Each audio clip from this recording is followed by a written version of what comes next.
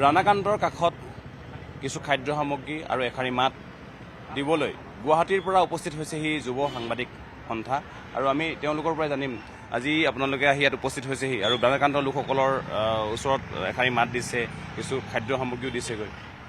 গুৱাহাটীৰ যুৱ সাংবাদিকসকলৰ উদ্যোগত আমি সকলোৱে একত্ৰিত হৈ আজি আহিছোঁ। জ্যেষ্ঠসকলে আমাক সহযোগ কৰিছে আৰু অসমৰ বিভিন্ন প্ৰান্তৰ ৰাইজে আমাক বৰঙণি দি সহায় কৰিছে আৰু সেই বৰঙণিৰে আমি প্ৰায় 4-5 লাখমান টকাৰ সামগ্ৰী আনিছোঁ আৰু নেপালী খুঁটিৰ লগতে 5টা স্থানত আমি গ'লোঁ। সেই 5টা স্থানত আমি বিতৰণ কৰিলোঁ।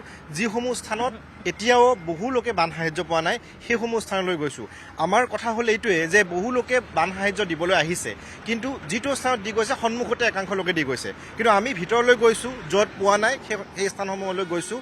সেই স্থানসমূহলৈ গৈ তাত আমি দিবলৈ চেষ্টা কৰিছোঁ আৰু কিছু সামগ্ৰী আছে, এইখিনি আমি যাওঁতে আকৌ দি যাম। আমাৰ সকলো সাংবাদিক আছে, ৰঞ্জন আছে, কল্প আছে, গোটেইকেইগৰাকী সাংবাদিকে আমি একেলগে নেতৃত্বলৈ আহিছোঁ।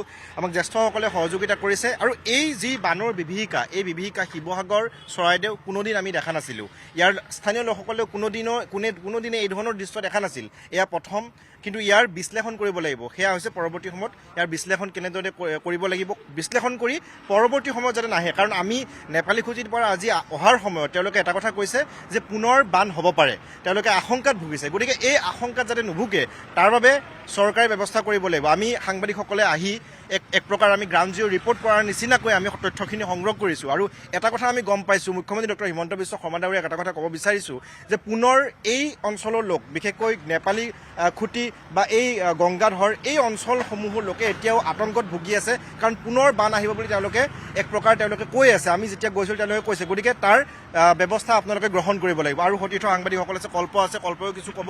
আমি গৈ দেখিছোঁ।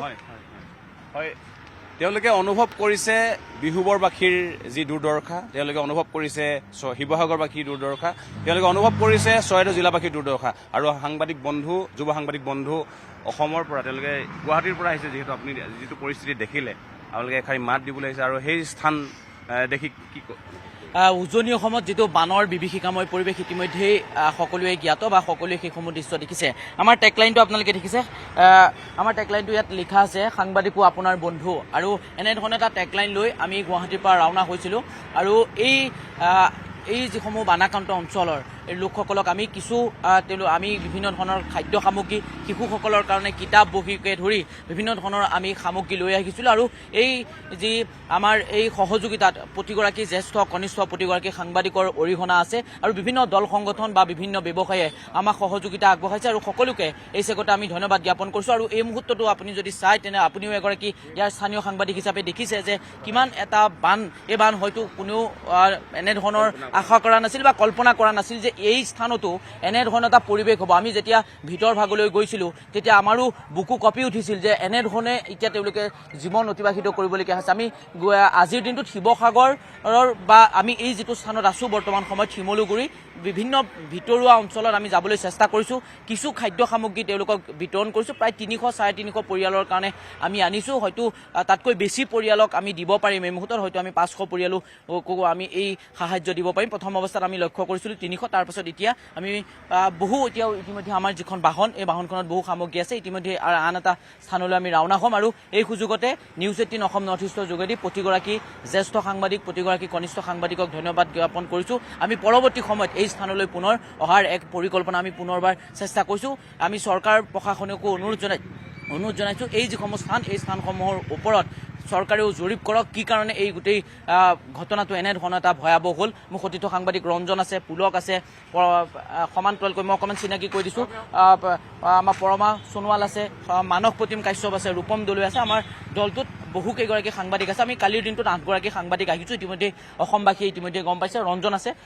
আমি বুলিয়ে নহয়, অসমৰ প্ৰতিজন সাংবাদিকে শিৱসাগৰ, চৰাইদেউ প্ৰতিখন জিলাতে য'ত বানপানী হৈছে তেওঁলোকে বন্ধু হিচাপে কাম কৰি আছে। তেওঁলোকে বাতৰিৰ সমান্তৰালভাৱে তেওঁলোকক সহায় কৰিবও চেষ্টা কৰিছে, আমি দেখিছোঁ পূৰ্বে।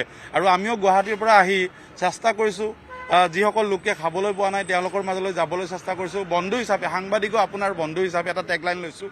তেওঁলোকৰ সৈতে কাম কৰি যাবলৈ চেষ্টা কৰিছোঁ। তেওঁলোকক যিমান পাৰি সহায় কৰিবলৈ চেষ্টা কৰোঁ। প্ৰতিজন সাংবাদিকে বাতৰিৰ সমান্তৰালভাৱে কিন্তু প্ৰতিগৰাকী লোকক, অসহায় লোকক সহায় কৰিছে। এই মুহূৰ্তত নিউজ 18 নৰ্থ ইষ্টৰ সাংবাদিকসকলকো আমি দেখিছোঁ, তেওঁলোকক সহায় কৰা পৰিলক্ষিত হৈছে। তেওঁলোকক সাহায্য প্ৰদান কৰা পৰিলক্ষিত হৈছে আৰু সকলোৰে সহযোগিতা বিচাৰিছোঁ আৰু এই মুহূৰ্তত আমি বিহুবৰত যিহেতু সাহায্য প্ৰদান কৰিছোঁ 5টাকৈ স্থানত সাহায্য প্ৰদান কৰিছোঁ আৰু প্ৰতিখন গাঁৱতে আচলতে জৰাজীৰ্ণ অৱস্থাত কোনোবাৰ যদি ঘৰ ভাঙিছে কোনোবাৰ আকৌ পানীৰ ব্যৱস্থা নাই বানে উটুৱাই নিছে যি টিউবৱেল আছে সেই টিউবৱেলসমূহ বানে উটুৱাই নিছে কোনোবাই আকৌ খাবলৈ পোৱা নাই তেওঁলোকক সহায় কৰিবলৈ চেষ্টা কৰিছোঁ হয় এইসকল বন্ধু যুৱ সাংবাদিক বন্ধু যিহেতু ময়ো এজন সাংবাদিক গতিকে এই সাংবাদিকসকলৰ যি মহান কাম তাক ধন্যবাদ জ্ঞাপন কৰিছোঁ তেওঁলোকৰ দলটোক যি তেওঁলোকে সুদূৰ গুৱাহাটীৰ পৰা আহিছে শিৱসাগৰলৈ আৰু এইদৰেই আজিৰ দিনটোত তেওঁলোকে শিৱসাগৰ জিলাৰ বিভিন্ন স্থানত বানাক্ৰান্ত লোকসকলক সাহায্য প্ৰদান কৰিলে